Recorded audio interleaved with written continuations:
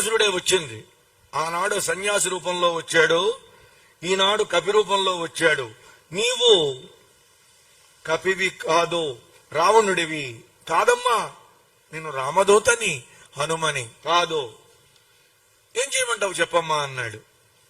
రాముని యొక్క లక్షణాలని చెప్పు, లక్ష్మణస్వామి యొక్క లక్షణాలని చెప్పు. ఎక్కడైనా నరులకు కలయిక ఏర్పడుతుంది, స్నేహం. వానరులకు ఏర్పడుతుంది. కానీ వానరులకు నరులకు స్నేహం ఏర్పడటం ఏమిటి, ఎలా జరిగింది చెప్పు అని అంటే, అప్పుడు హనుమంతుల వారు ఒక మాట అన్నారు. అంతవరకు పూర్తయింది. అమ్మా, రాముడు ఎలాంటి వాడో, రామ గుణాలేమిటో, రాముని లక్షణాలు ఏమిటో నీకు తెలియదా అమ్మా? తెలిసి కూడా నన్ను అడిగావు, నీకు చెబుతానమ్మా.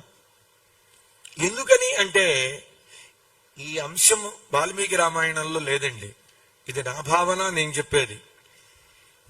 శత్రుసీమలో అంతటి భయంకరమైనటువంటి దుర్భేద్యమైనటువంటి పట్టణంలోకి తానొచ్చి సీతమ్మ ఎదురుగుండా రామ గుణ కీర్తనం చేసి సీతమ్మకు ఆనందాన్ని కలిగించాడు హనుమ.